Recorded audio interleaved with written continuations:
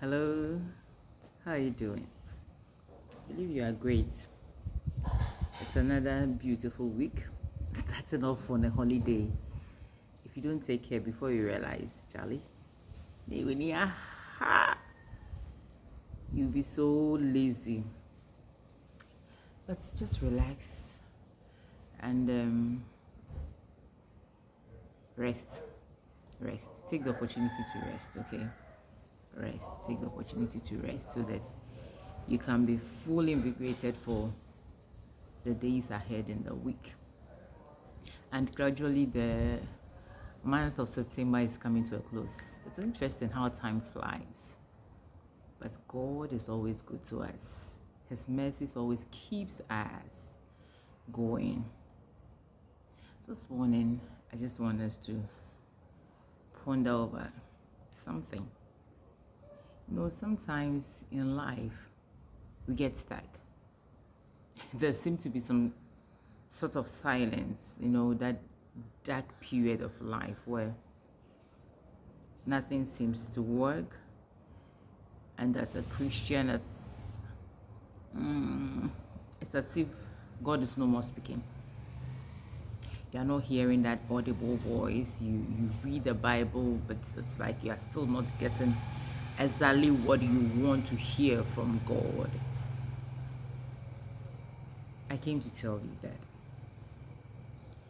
when God has told you something and you have not done it, don't expect Him to say something else.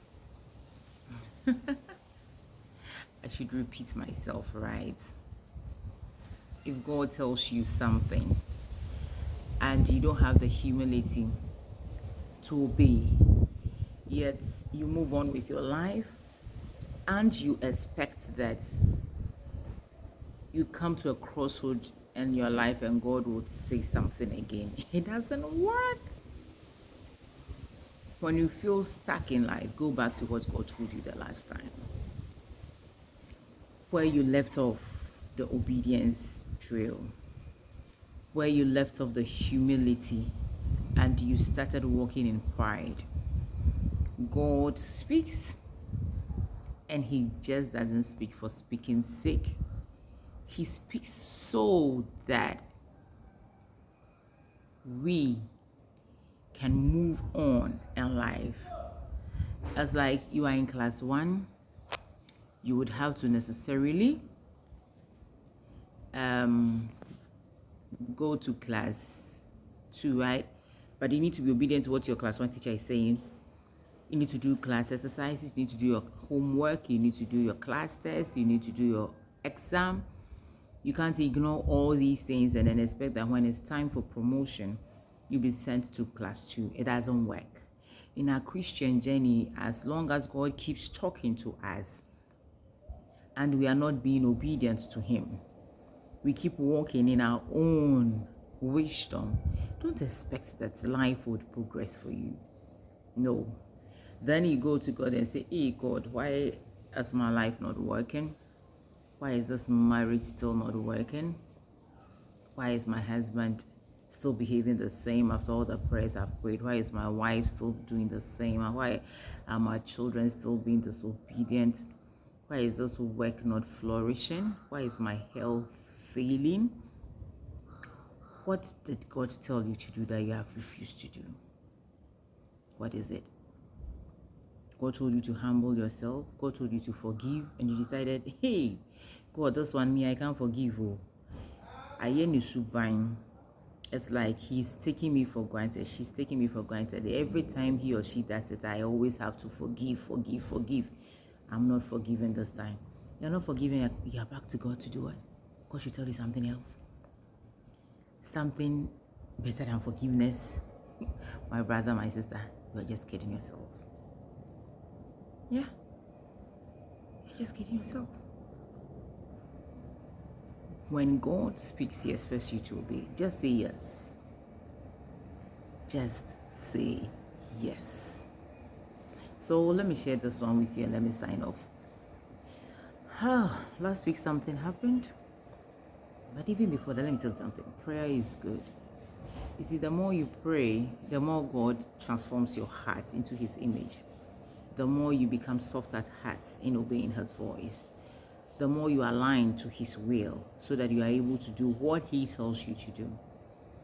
So, after prayer, a week of retreat, then something happens. Quite annoying. And the best God could tell me was, Mabel, ignore. Oh God, you can't say this. God, this is annoying. This is heart-wrenching. God, you don't understand what I'm going through. I should ignore. So I was like, okay, I would ignore. Then my emotions started bubbling. A whole lot of things started coming into my mind. A whole lot of reactions started coming into my mind. You can do this. You have to do this. No, I have to let this person know that what he or she did is not right. I mean, he's offended me. No. He can't do that. He can't do that. It's an insult. No. She can't do that to me. No. So I was really planning how to even say the whole thing, how to manage it so that I don't end up offending the person who offended me. I kept whining and whining and whining and whining and whining in my mind, and I realized I was becoming restless. Then I was like, God, how do I even say this thing so that this person will understand? And God didn't speak. So I was silent. I was just there, thinking, and kept praying, God, give me wisdom to handle this situation. God, please give me wisdom to say so that this person will not feel hurt.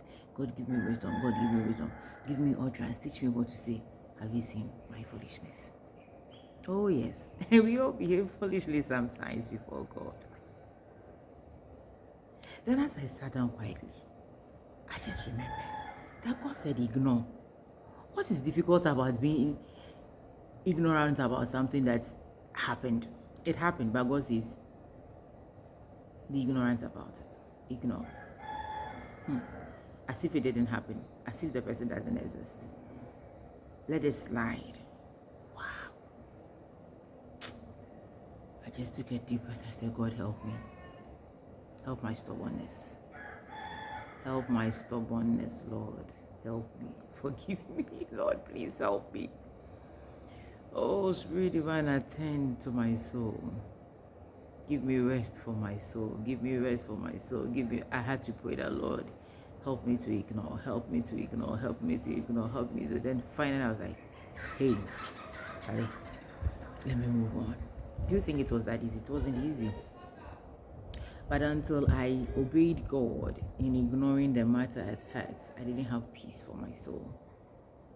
I became so restless. So I just let it go and I felt peace. I felt free. It's like a burden had been lifted off me. I came to encourage you. What did God tell you to do that you've not done? And it's causing you trouble. It's stalling your life. It's stealing your joy. Just obey. When you feel stuck in life, go back to what God told you before. And the next chapter of life will be open to you.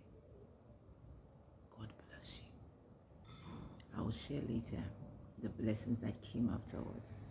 That obedience. That which I felt the person had wasted came more than 100-fold. God restored. Oh, there's so much peace in obedience. May God grant us that grace to be obedient to Him. Yeah. And try and do some exercises. I just finished doing my exercises and I decided to share this beautiful message with you. To obey is always better than sacrifice. Go and do that which God has told you to do. And the solution will just happen. And the breakthrough will just come. And the peace will be restored. And grace will be multiplied to you. May the Lord bless you and keep you. May the Lord cause his face to shine upon you. May the Lord give you peace. And may the Lord shield your life. I love you.